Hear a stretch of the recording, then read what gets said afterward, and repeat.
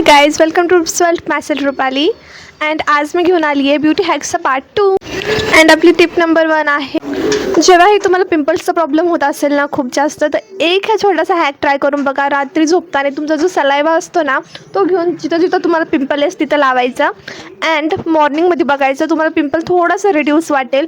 हा हॅक 7 दिवस कंटिन्यू करा, तुमचं पिंपल पूर्णपणे गायब होईल. आपल्या सलायवामध्ये भरपूर प्रकारचे एन्झाईम्स असतात जे ॲक्ने अँड पिंपल क्युअर करतात. आय नो ही गोष्ट बऱ्याच जणांना माहिती नसेल, मलाही रिसेंटली कळली आहे. अँड मी ट्राय पण करून बघितलं आहे. माझं इथं नाकावर एक पिंपल आला होता, त्यावरती अफोर्डेबल यार सलायवा तुमच्याकडे जेवढं पाहिजे तुम्ही वापरू शकता. So use it. Hack number 2 आहे रिप्लेस युअर गॉशा. आपण ना फेशियल मसाजसाठी वेगवेगळे महागातले मसाज क्रीम्स, परत वेगवेगळे प्रोडक्ट्स वापरतो. ते गॉशा वगैरे काय काय भरपूर गोष्टी असतात. ते यूज न करता तुम्ही सिम्पल रात्री झोपताना फेस वॉश करून ॲलोवेरा जेल यूज करू शकता. ॲलोवेरा जेलसोबत जर तुम्हाला गॉशा रिप्लेस करायचा असेल ना, त्यासाठी सिम्पल हा हॅक आहे.